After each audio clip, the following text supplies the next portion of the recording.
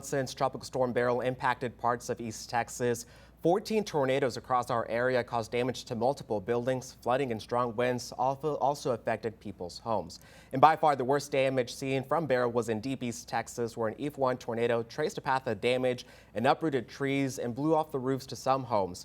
And that's where FEMA has opened a disaster recovery center, the first one in East Texas to open to residents affected by Beryl. CBS 9's Robert De La Garza spoke to a resident who's still picking up the pieces tonight.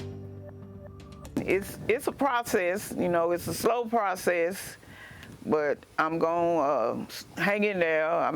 Carolyn Simon spends her afternoon sitting under her roofless porch. She's one of many residents who are still feeling the aftermath of Beryl 1 month after its impact to East Texas. I don't have nothing else to do. I didn't have insurance, and I'm on disability. Earlier this month, FEMA opened a disaster recovery center in Nacogdoches, a place officials say was greatly affected by Beryl.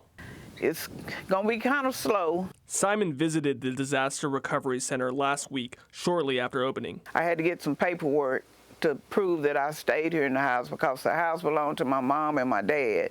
This home has been in her family for nearly 4 decades. She's had some hurdles applying for FEMA assistance because she's unable to prove she is the owner of this home, since Simon's parents didn't leave a deed to the house. So I had to get my brothers and sisters, there's 6 of us, and they all had to sign and say that I stayed here in the house.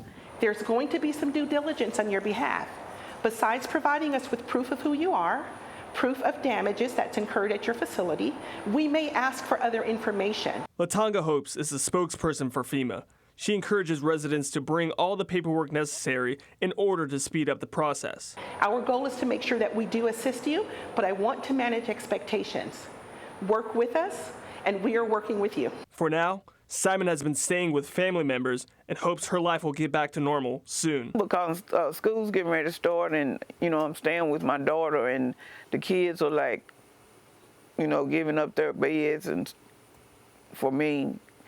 But I don't want them to be sleeping on the couch and stuff when school starts because they need all their rest they can get, you know. Simon doesn't know when she will get assistance from FEMA. The government agency says the timeline for when applicants can see any money varies depending on the application process.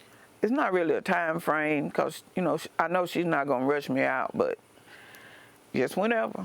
I have to wait. I can't rush them, you know. Despite the circumstances, she has a positive attitude towards the situation. We're just blessed. That's all I got to say. It was a bad storm, but we made it through it. Reporting in Nacogdoches, Robert De La Garza, CBS 19. And we know a lot of you are still recovering from the latest severe weather we've had in our area, and we do want to remind you of some important deadlines. Take a look at your screen right now. If you had damage from flooding and storms between April 26th and June 5th, you have 5 days from today to apply for FEMA assistance. That deadline is Thursday, August 15th. If you need help after Hurricane Beryl hit, you have to make a separate application. That deadline is next month on September 10th. Now, there's a few ways to apply. First, you can do it online at disasterassistance.gov.